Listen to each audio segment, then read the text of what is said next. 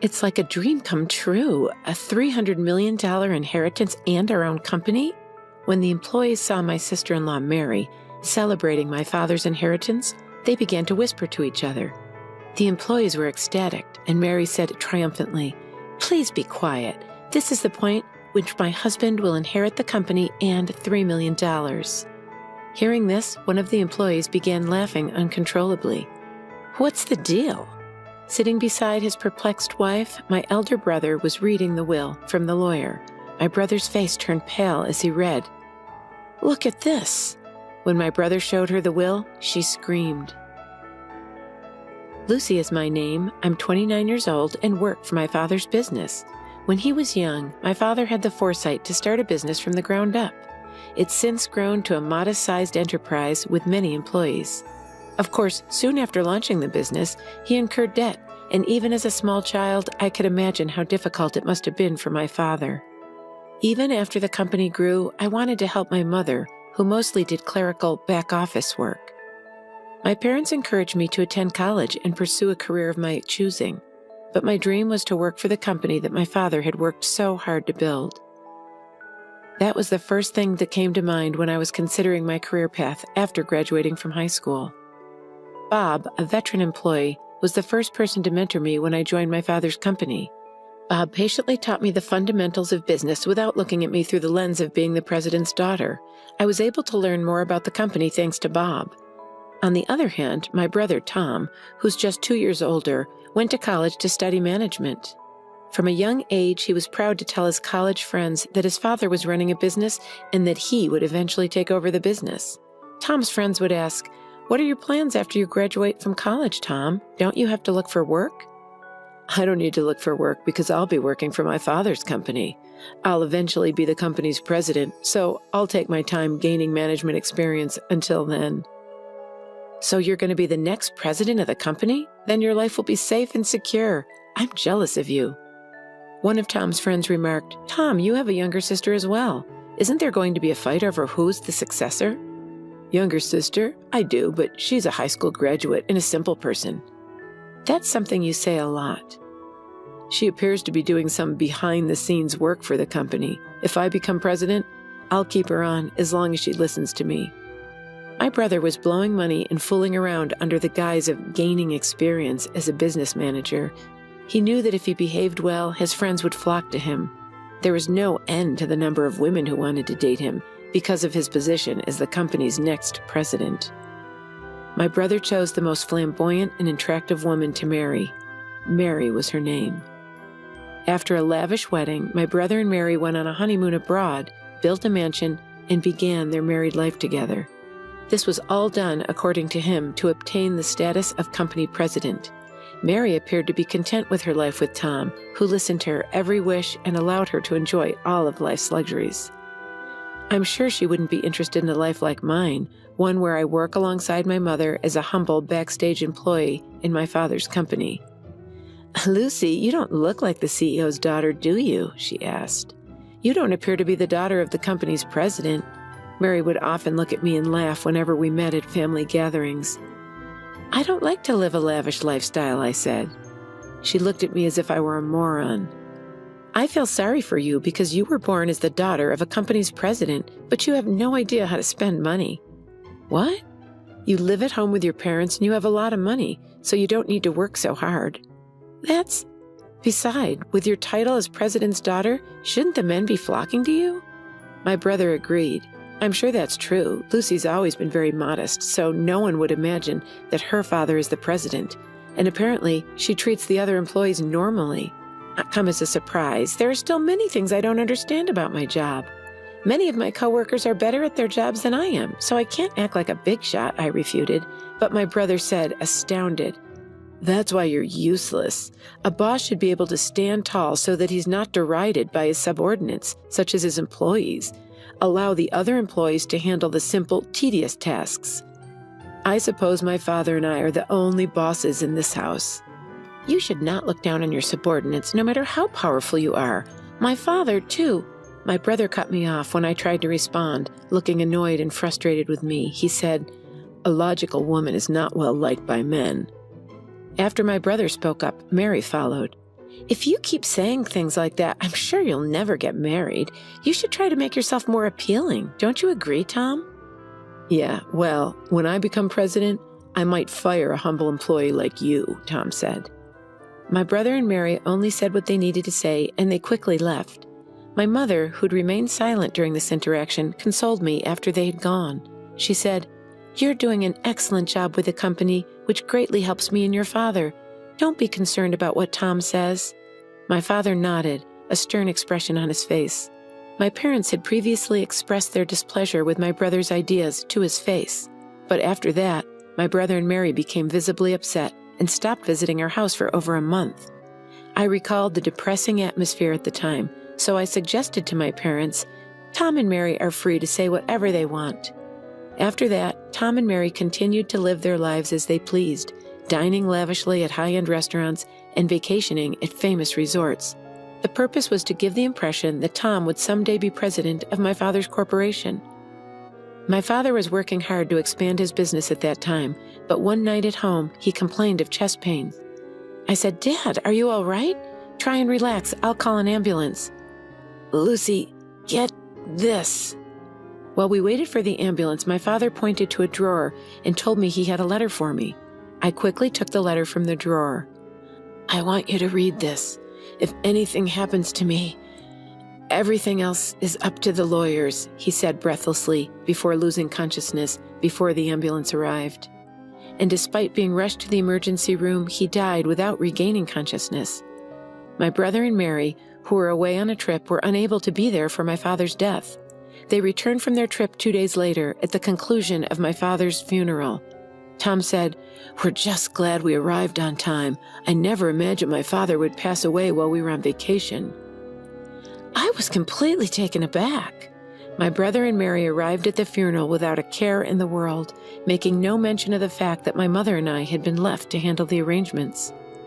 I asked my brother about it in private so that the employees present would not hear. "Couldn't you have arrived home earlier?" "What? I couldn't because I'd already booked our return flight," my brother said, without apologizing, and then addressed the employees. "Thank you all for your help, and please, from now on, leave it to me to take my father's place in an honorable manner." Mary looked around at the employees who had quieted down in response to my brother's words, and she said admiringly, "That's exactly what Tom would do. Everyone is speechless because they're so impressed." "Right? It's only natural given my dignity." Pridefully, my brother asked, "Lucy, isn't the ceremony just about to start? Please hurry and show us the way." I was irritated by my brother's late appearance and his arrogance, but I led him, Mary, and the employees to the meal ceremony party table. My brother continued to act arrogantly as we ate. "Isn't the quality of this food questionable, Lucy? This will degrade our father's standing as president." Mother and I already discussed it, and we came to an agreement on the food. Besides, I don't want you telling me what to do. This is why people have no idea what it means to be president. He gave orders not only to me, but also to the other employees. "Serving other people, you're pointless." I rushed to stop him after hearing him order Bob, a veteran employee, to do his bidding. "Oh, Tom, you're so bold. Don't be impolite to Bob." "What? They're rude people. Why should I be humble in front of a mere employee? These guys ought to have more regard for me, the president." Mary was also getting into the spirit of things, and she charged at me. "That's right. Stop talking down to Tom, the company's president, Lucy. If you continue to disobey him, he'll fire you. He has the authority." A man appeared just as my brother and his wife were blustering on. He said, "Please, excuse my interruption. Your father asked me to look after his inheritance." He was the lawyer my father had retained while he was still alive. Then I remembered. My father had told me shortly before his death that he had already hired a lawyer. It seemed my father had been considering his own death and had spoken with a lawyer several years before he collapsed. My brother and Mary's eyes lit up when the lawyer mentioned inheritance. They gladly welcomed the lawyer into their room. Tom said, "Thank you for attending. The sooner we complete this task, the better. Come on in." But as he spoke with the lawyer, Tom began to sob. "Wasn't my father's inheritance worth $300 million? When Mary heard this, she squealed with delight. $300 million? That much money in a company that belongs to us is a dream come true. When the employees heard this, they began to whisper. Mary triumphantly declared to the mourning employees, "Quiet. This is the moment when the company and its $300 million inheritance pass to Tom." Hearing this, one of the employees began laughing uncontrollably. "What's the deal?" My brother had received the will and was reading it next to Mary, who was wondering what the employees found so funny. My brother's face turned pale as she watched. Mary, according to the will, the entire company will be given to the eldest daughter, to Lucy."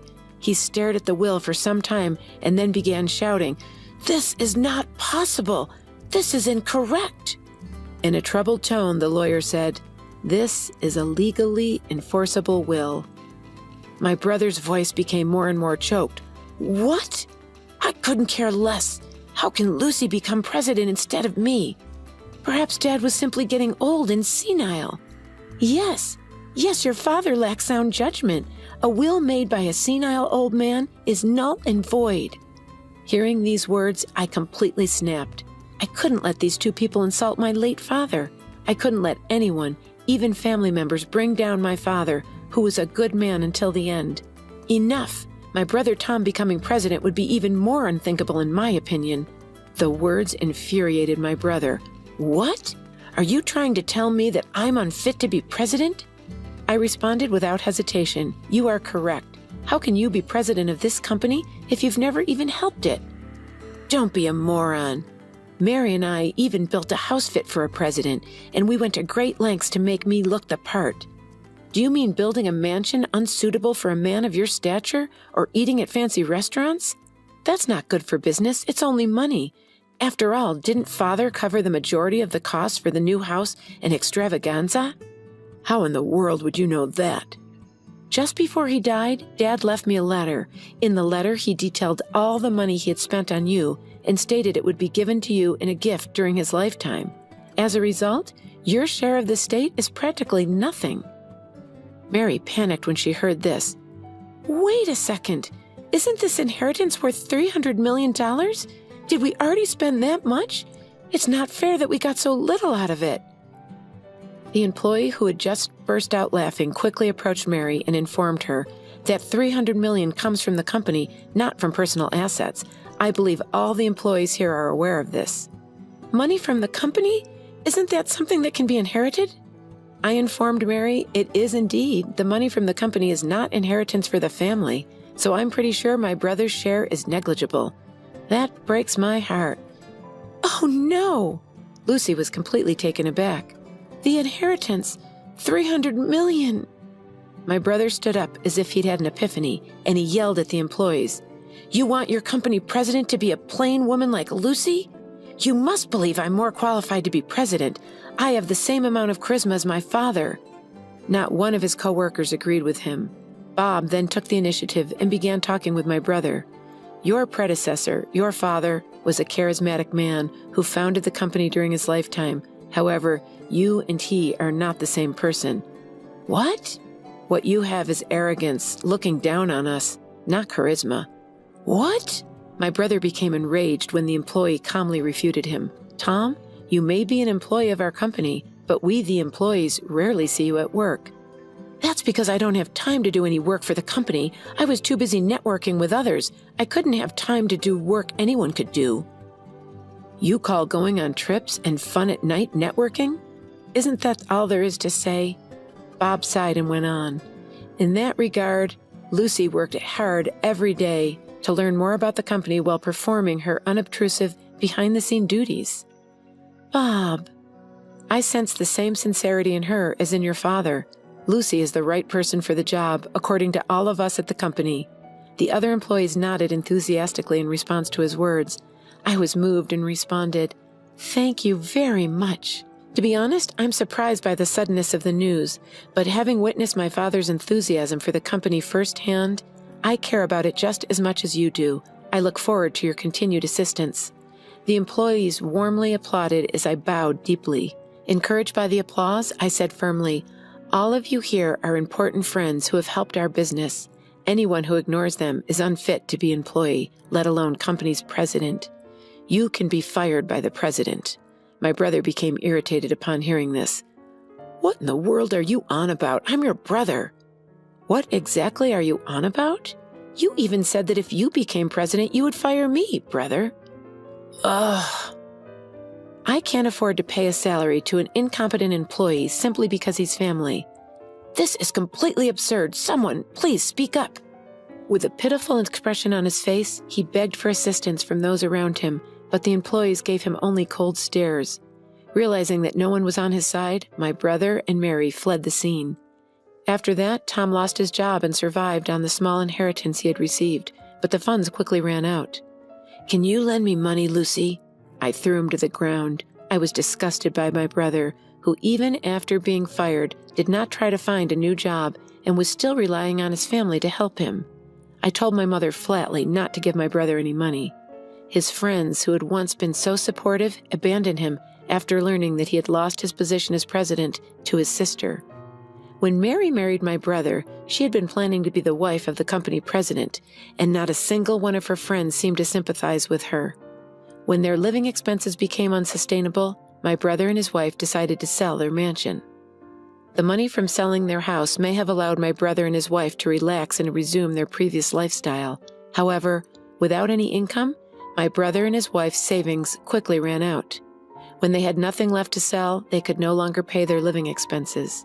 When they finally decided to give up and work, no one would hire them because they had never worked a day in their lives. Tom was eventually able to find a part-time job at a convenience store.